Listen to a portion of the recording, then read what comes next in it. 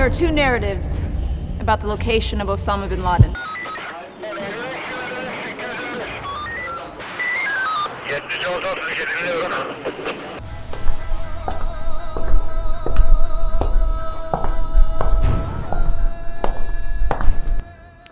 Good evening. Tonight, I can report to the American people and to the world that the United States has conducted an operation that killed Osama bin Laden, the leader of Al-Qaeda. Laden के बारे में जब मैंने पढ़ना शुरू किया तो पता चला कि लादेन कोई सामान्य घर या मिडिल क्लास से नहीं बल्कि सऊदी अरब के एक अरबपति शेख का बेटा था। परिवार इतना अमीर था कि सऊदी अरब के शाही परिवार के साथ उठना बैठना था। लादेन के चाचा ताऊ के लड़के या तो कैम्ब्रिज जैसी यूनिवर्सिटी में पढ़ने के लिए चले गए या परिवार के बिजनेस में लग गए। खुद लादेन भी साल 1971 में ऑक्सफोर्ड जैसी दुनिया की टॉप की यूनिवर्सिटी में पढ़ने गया, जहां उसकी दोस्ती स्पेनिश लड़कियों से होती है।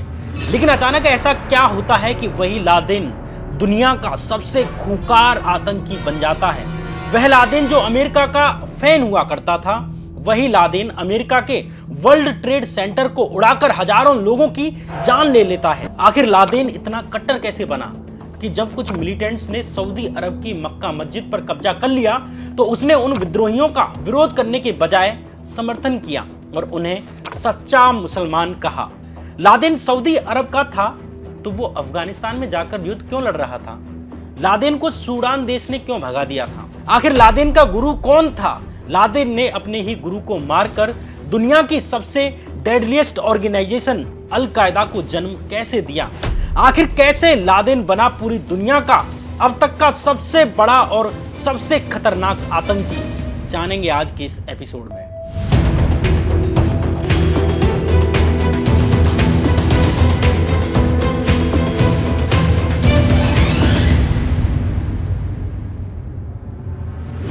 नमस्कार, मैं श्याम मीरा सिंह। लादेन का पूरा नाम ओसामा बिन मोहम्मद बिन अवद बिन लादेन था। लादेन का जन्म 10 मार्च 1957 को सऊदी अरब के रियाद शहर में होता है। लादेन के पिता मोहम्मद बिन लादेन मूलतः यमन के रहने वाले थे, लेकिन बेहतर अवसरों की तलाश में वर्ल्ड वॉर फर्स्ट से पहले यमन से सऊदी अरब आ जाते हैं।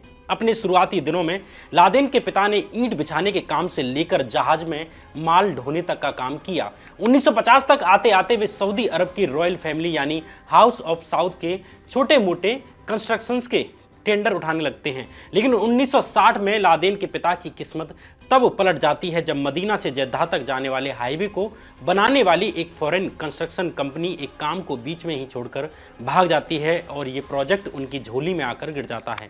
इस प्रोजेक्ट को कंप्लीट करने के बाद लादेन के पिता की साख कंस्ट्रक्शन बिजनेस में काफ़ी ज़्यादा बढ़ जाती है। उनकी कंपनी सऊदी की टॉप कंस्ट्रक्शन प्रोजेक्ट उठाने लगती है। इस कारण धीरे धीरे लादेन के परिवार की नज़दीकियां सऊदी अरब की रॉयल फैमिली से बढ़ जाती हैं। लादेन के पिता ने जिंदा रहते हुए ही $5 बिलियन का एम्पायर खड़ा कर लिया था, जिसमें से लगभग $300 मिलियन लादेन को अपनी पैतृक संपत्ति के तौर पर मिला। लादेन की मां हमीदा अल अत्तास लादेन के पिता की 10वीं बीवी थी, जो बेसिकली सीरिया की रहने वाली थी। लादेन के पिता ने लगभग 22 से ज़्यादा शादियां की थीं और लादेन उनके 58वें से ज़्यादा बच्चों में से 7वें नंबर के बच्चे थे। लादेन जो अपने आप में काफ़ी डिसिप्लिन्ड था, ये डिसिप्लिन उसे कहीं और से नहीं बल्कि अपने पिता से ही मिला था, जो काफ़ी सख्त और धार्मिक व्यक्ति थे। बच्चे समय पर नमाज पढ़ रहे हैं या नहीं इसका भी अच्छे से ख्याल रखते थे। लेकिन इसी बीच साल 1968 में लादेन के पिता की एक हेलीकॉप्टर क्रैश में मौत हो जाती है। लादेन के पिता की मौत के बाद लादेन की मां ने दूसरी शादी की। इस तरह लादेन का बचपन अपने स्टेप फादर के घर पर ही गुजरता है। लादेन की शुरुआती पढ़ाई 1968 से लेकर 1976 तक सऊदी अरब के एक इंग्लिश स्टाइल स्कूल अल थागर मॉडल में हुई, जहां बड़े बड़े शेख और रईसों के बच्चे पढ़ने आते थे। साल 1971 की गर्मियों की छुट्टियों में लादेन अपने भाई के साथ ऑक्सफोर्ड में इंग्लिश लैंग्वेज कोर्स की पढ़ाई करने के लिए जाता है, जहां पर उसकी एक स्पेनिश गर्लफ्रेंड भी बनती है। लादेन को फुटबॉल देखना पसंद था और इंग्लिश फुटबॉल टीम आर्सेनल का दीवाना हुआ करता था। क्लास में होमवर्क पूरा करता था और शांत रहता था। लेकिन सवाल यह है कि लादेन का बचपन तो बाकी बच्चों की तरह नॉर्मल ही बीत रहा था, फिर आखिर क्या वजह रही जिसकी वजह से लादेन कट्टरपंथ की तरफ बढ़ जाता है? इसके पीछे था मुस्लिम ब्रदरहुड नाम का एक संगठन। यहाँ मुस्लिम ब्रदरहुड के बारे में जानना बहुत जरूरी है क्योंकि इसकी कहानी लादेन से जुड़ी हुई है। मुस्लिम ब्रदरहुड दरअसल अतिवादी इस्लाम की पैरोकारी करने वाला एक कट्टरपंथी संगठन है जिसकी स्थापना साल 1928 में इजिप्ट यानी मिस्र में ब्रिटिशर्स के खिलाफ हुई थी। साल 1956 में ब्रिटिशर्स के जाने के बाद जब मिस्र में गमाल अब्देल नासिर की सेक्युलर सरकार आती है तब मुस्लिम ब्रदरहुड संगठन गमाल अब्देल नासिर की सेक्युलर सरकार के खिलाफ भी विद्रोही कार्रवाई करने लगता है। इससे परेशान होकर मिस्र की सरकार ने मुस्लिम ब्रदरहुड के अतिवादी नेताओं को देश से बाहर निकाला दे दिया। ऐसे में सऊदी अरब देश ने मुस्लिम ब्रदरहुड के नेताओं को अपने देश में शरण दी। सऊदी अरब के किंग फैसल की अनुमति पर मुस्लिम ब्रदरहुड के नेता सऊदी अरब में रहने लगते हैं। यहीं उन्होंने अपने देश मिस्र में चल रहे आंदोलनों को फंड करने के लिए सऊदी के अमीर और यंग शेख लड़कों को फंसाना शुरू कर दिया।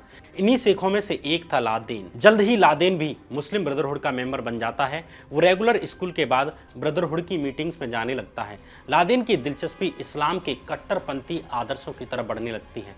इस तरीके से लादेन के जीवन में जिहाद की एंट्री होती है, लेकिन ये तो बस शुरुआत थी। लादेन का असली ब्रेन वॉश अभी होना बाकी था।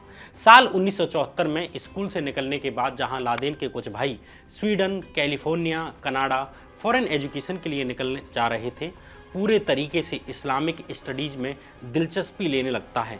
भले ही लादेन किंग अब्दुल अजीज यूनिवर्सिटी से एडमिशन लेकर मैनेजमेंट, इकोनॉमिक्स और सिविल इंजीनियरिंग की पढ़ाई कर रहा था, लेकिन उसका फोकस इस्लामिक सब्जेक्ट्स पर ही रहा। लादेन को ब्रेन वॉश करने में उसकी अब्दुल अजीज यूनिवर्सिटी का बड़ा हाथ रहा। ये कॉलेज पूरे वर्ल्ड में इस्लामिक स्कॉलर्स के गढ़ के रूप में फेमस था। यहाँ पर कुरान की इंटरप्रिटेशन से लेकर डिफरेंट इस्लामिक थॉट की पढ़ाई होती थी।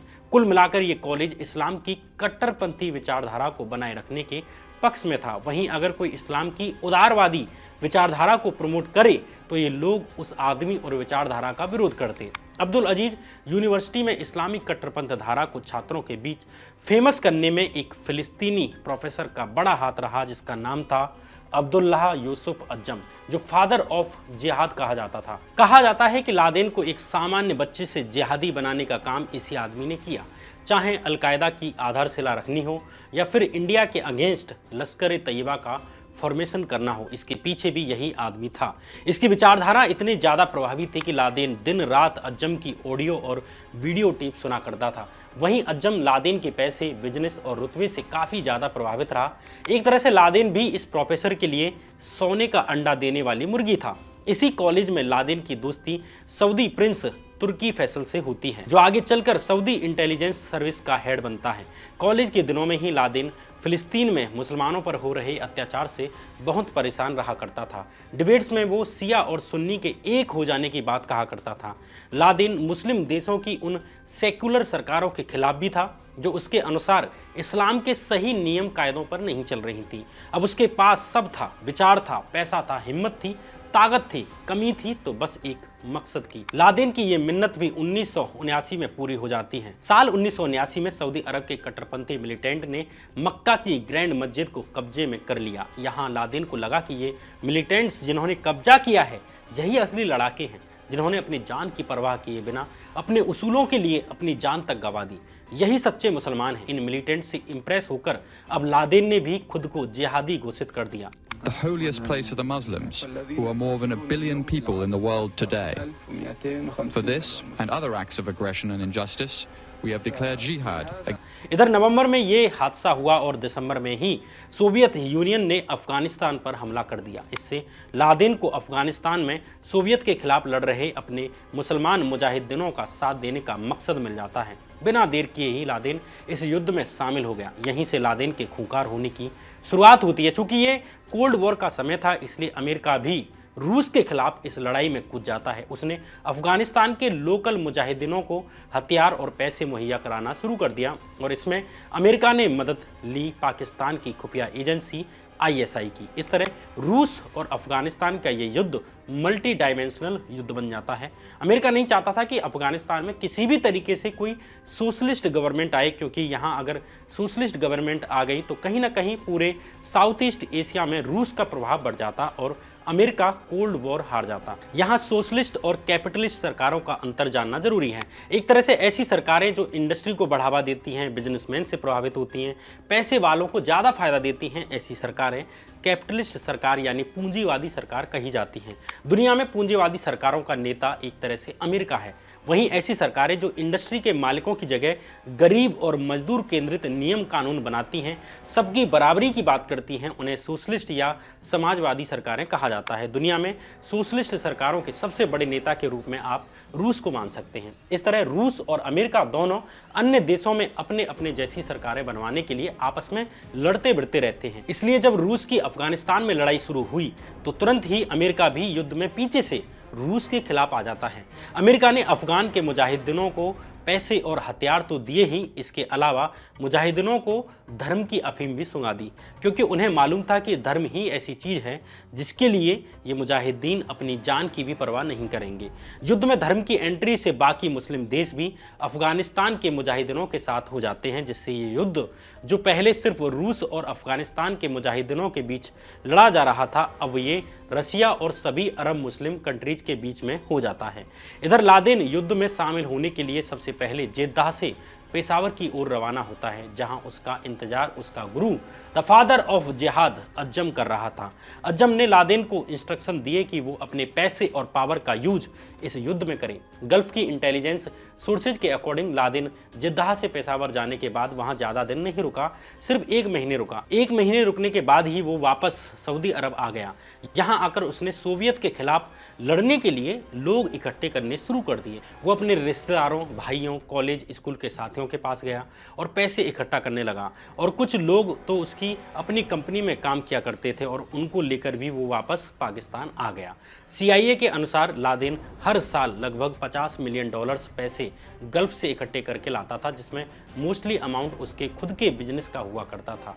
यहाँ लादेन अज्जम के कहने पर मिडिल ईस्ट यानी अरब देशों और पाकिस्तान के बीच एक कम्युनिकेटर का काम कर रहा था। फंड्स इकट्ठा करने में लादेन को अपने कॉलेज के दोस्त और प्रिंस तुर्की फैसल, जो अब सऊदी इंटेलिजेंस का हेड बन चुका था, उसकी भी सहायता मिलती है। सोवियत और अफगान वॉर में लादेन के पार्टिसिपेशन की वजह से अज्जम और लादेन की खूब दोस्ती बनती है, जिसके दम पर उन्होंने साल 1984 में मकतब अल खिदमत नाम से एक संगठन बनाया। इस संगठन के निर्माण में लादेन और अज्जम के अलावा अयमान अल जवाहिरी नाम का एक इजिप्शियन यानी मिस्र का अतिवादी भी था, जिसे अमेरिका के कहने पर इजिप्ट की जेल से निकालकर पाकिस्तान भेजा गया था, ताकि वो अफगान की तरफ से सोवियत के खिलाफ लड़ने में काम आए। ये तीनों कैरेक्टर आप आगे के लिए याद रखिए, यानी लादेन, अज्जम और अल जवाहिरी, क्योंकि आगे चलकर इनका काफी जिक्र होने वाला है। इन तीनों द्वारा बनाए गए मकतब अल खिदमत का काम मिडिल ईस्ट के देशों से फंडिंग इकट्ठा करना और अफगानिस्तान की तरफ से युद्ध में लगाना था। इसके अलावा ये संगठन नए लड़ाकों की भर्ती से लेकर इनकी ट्रेनिंग तक का काम भी किया करते थे। इस पूरी प्रोसेस में लादेन का बहुत बड़ा योगदान था। लादेन अमेरिका द्वारा फंडेड पाकिस्तान के इन ट्रेनिंग कैंप्स में इन लड़ाकों को ट्रेन करके अफगानिस्तान में लड़ाई के लिए भेजा करता था। इसके अलावा वो पाकिस्तान में पब्लिश होने वाली कट्टरपंथी प्रोपेगेंडा वाली मैगजीन्स को अफगानिस्तान के लोगों तक पहुंचाने का भी काम करता था। ये काम करने के बाद भी पाकिस्तान में अपने शुरुआती दिनों में लादेन की ज़्यादा चर्चा नहीं होती। उसे लोग सिर्फ सऊदी अरब के एक शेख के रूप में जानते थे। बस मुजाहिदीनों में अंदर ही अंदर चर्चा चल रही थी कि एक सफ़ेद सांप से कपड़े पहना एक सऊदी शेख आता है, जो कैंप्स में जख्मियों के लिए बादाम, चॉकलेट जैसे चीज़ देकर जाता है। इसके अलावा लादेन अपनी उदारता के लिए भी लोगों के बीच में फेमस था। वो अपने दोस्तों को जूते, घड़ियाँ, पैसे या अन्य चीज़ें ऐसी भी देता था। अलकायदा के एक मेंबर ने 2001 में दिए इंटरव्यू में बताया कि लादेन ने उसे उसकी शादी के लिए $1500 दिए थे। अभी तक लादेन की इमेज अब तक एक सॉफ्ट शेख के रूप में थी, उसे ज़्यादा भाव नहीं दिया गया था। लेकिन लादेन के कैरेक्टर में चेंज तब आया जब अचानक से मिड 80s में इस युद्ध में अमेरिका की फंडिंग और अधिक बढ़ जाती है। हजारों नौजवान मुस्लिम लड़के जिहाद के लिए अफगानिस्तान आने लगते हैं, जिससे रूस के खिलाफ हमले भी तेज हो गए। अब लादेन भी अपनी टुकड़ियां लेकर मैदान में उतरना शुरू हो गया।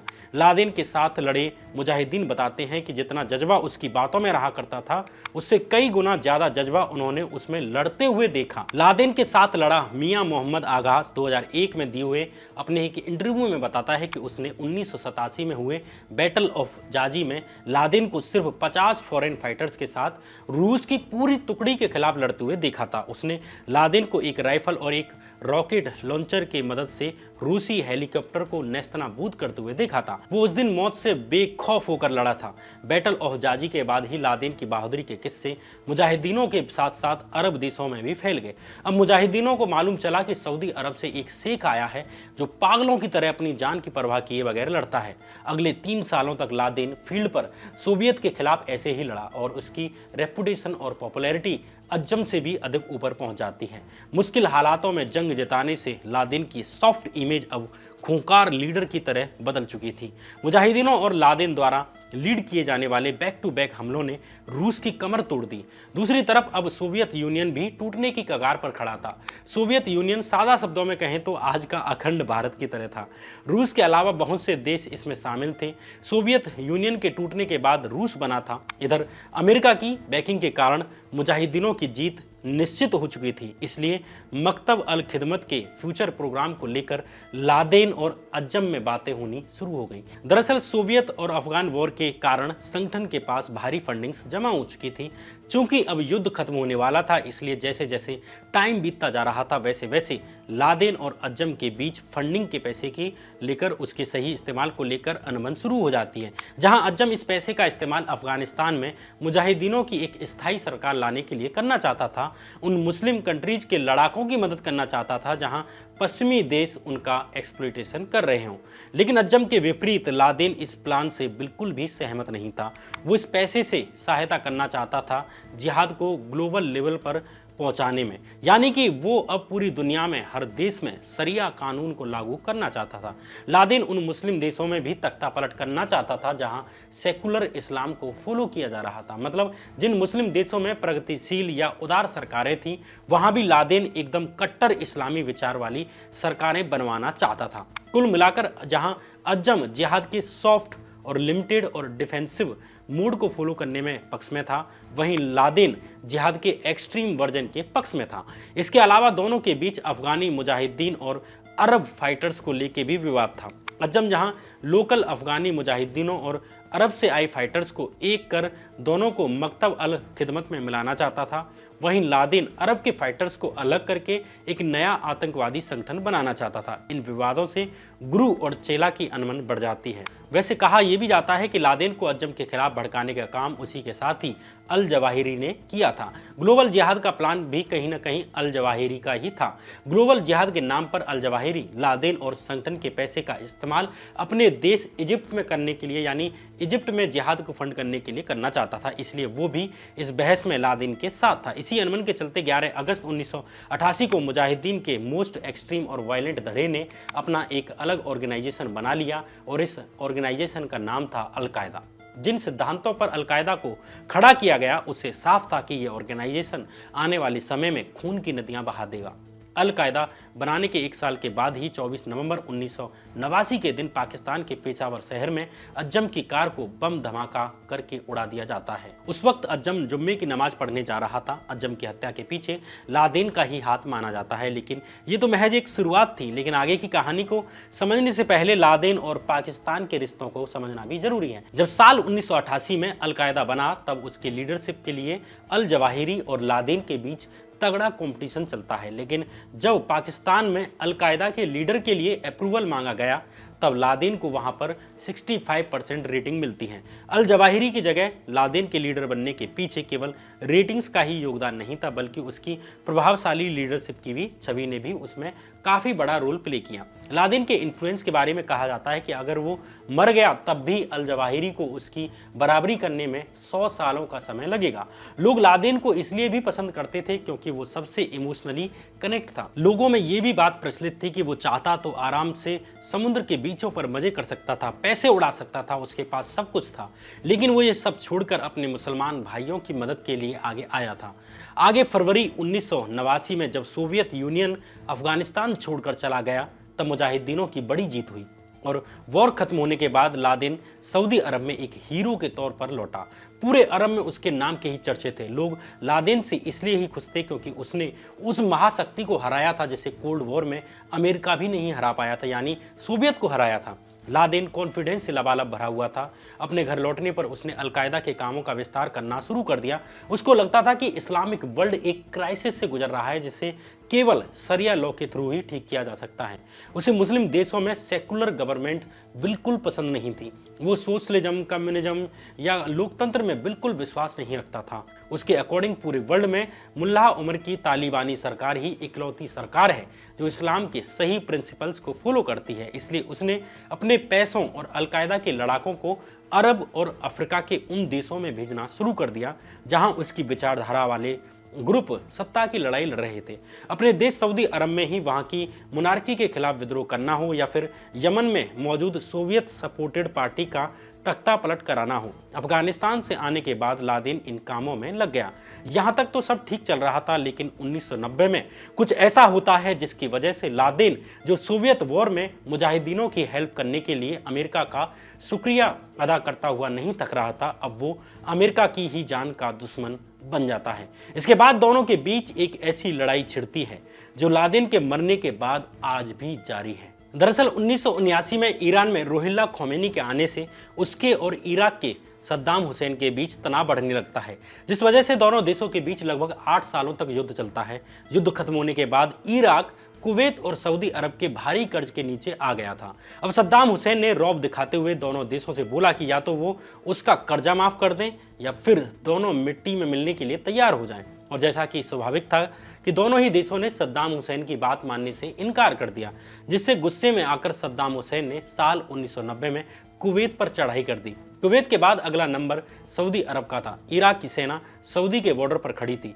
सऊदी प्रिंस किंग फहद की नींद हराम हो जाती है। उसने सुरक्षा के लिए अमेरिकी सेना से मदद मांगी, पर यहाँ एक बार फिर लादेन सेवियर की तरह प्रिंस के पास पहुंचता है। लादेन ने कहा कि आप चिंता मत करिए, आपको अमेरिकियों की जरूरत नहीं है। मैं 3 महीने में ही 3 लाख लड़ाके आपके सामने लाकर खड़ा कर दूंगा।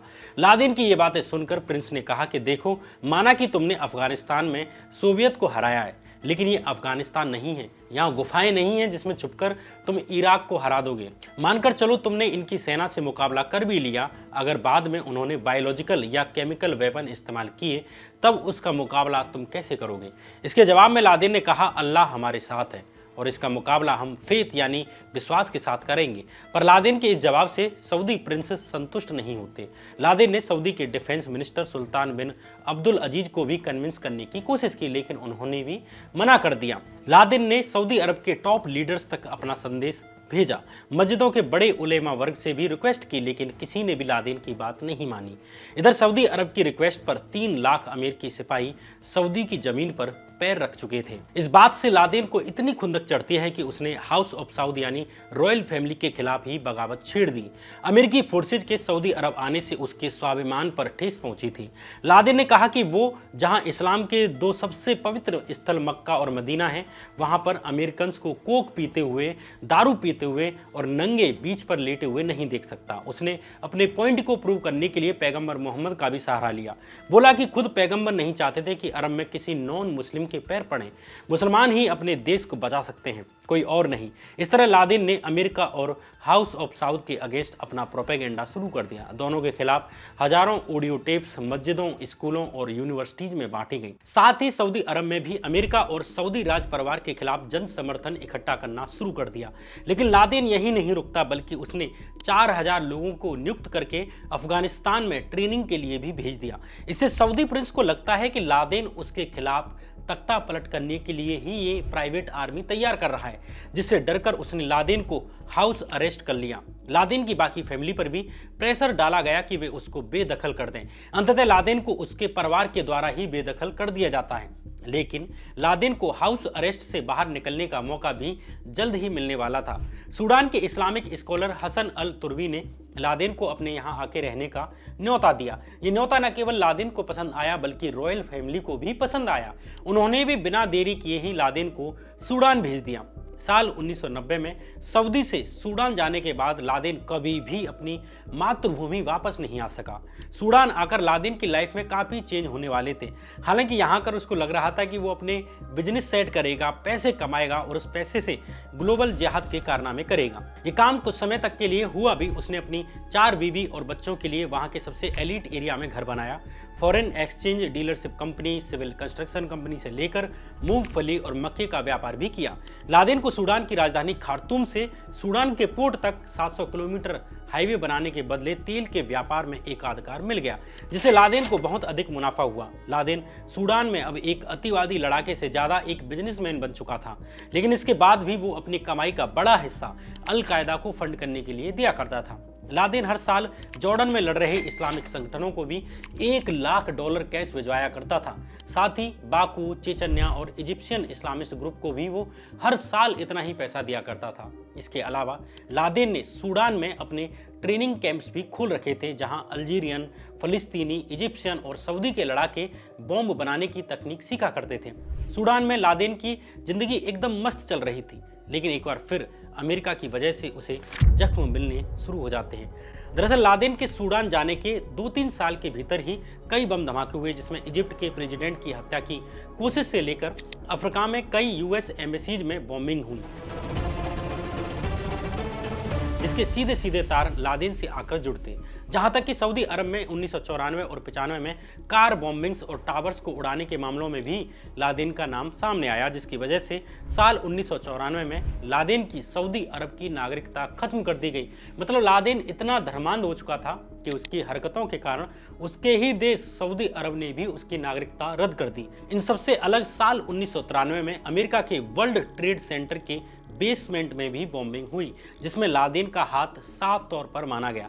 इन सब टेररिस्ट हमलों की वजह से अमेरिका ने सूडान को टेररिस्ट स्पॉन्सर कंट्री घोषित कर दिया, जिसकी वजह से सूडान के थ्रू होने वाली कई ट्रेड एक्टिविटीज पर बैन लगा दिया गया। दूसरी तरफ सऊदी अरब, इजिप्ट और अमेरिका ने सूडान पर दबाव बनाना शुरू कर दिया कि वे लादेन को अपने देश से निकाल दें, वरना वे लादेन के साथ साथ सूडान को भी सजा देंगे।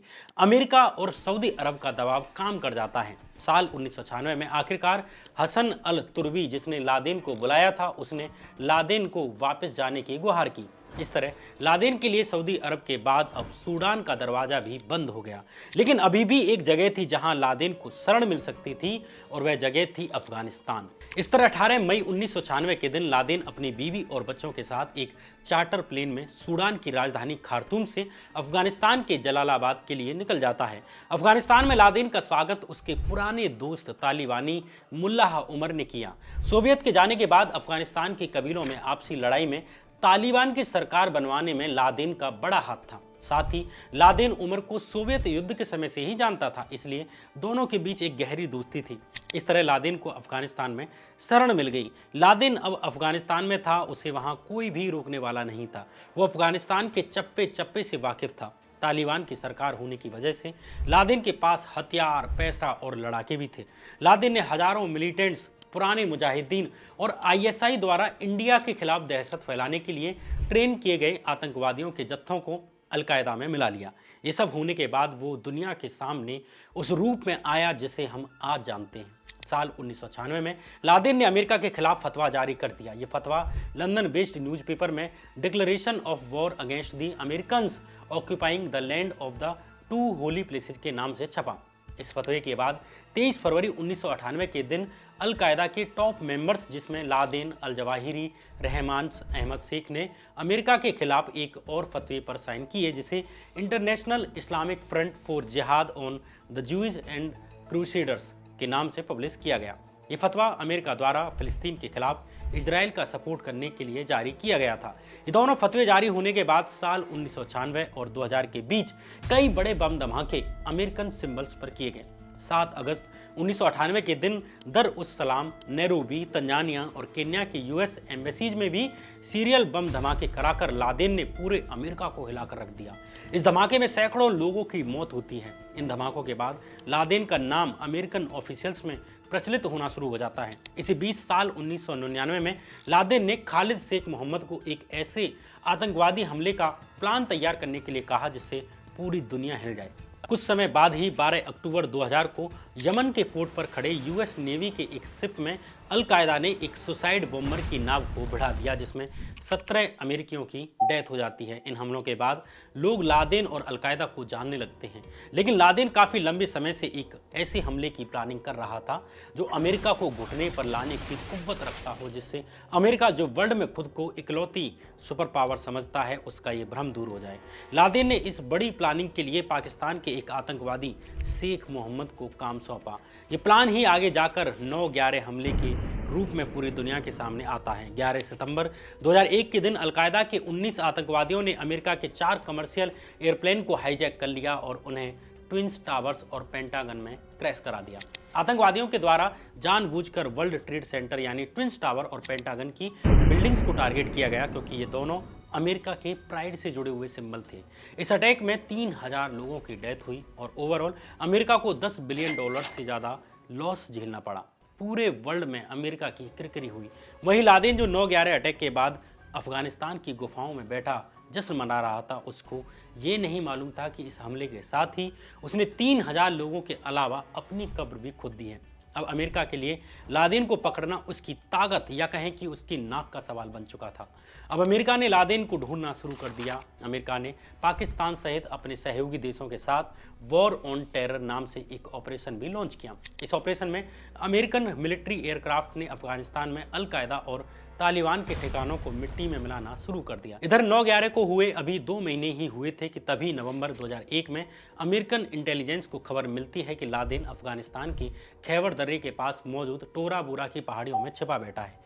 फिर क्या था, अमेरिकन एयरफोर्स और कमांडो सील्स ने अपना पूरा जोर लगाकर टोरा बुरा पर धावा बोल दिया। यह हमला इतना भीषण था कि लादेन मरते मरते बचा। चूंकि लादेन यहाँ की सुरंगों गुफाओं से अच्छे से वाकिफ था, इसलिए वो बच निकलने में कामयाब हुआ। इसके बाद लादेन को ढूंढने के लिए अमेरिका को 10 साल से ज़्यादा का समय लगा।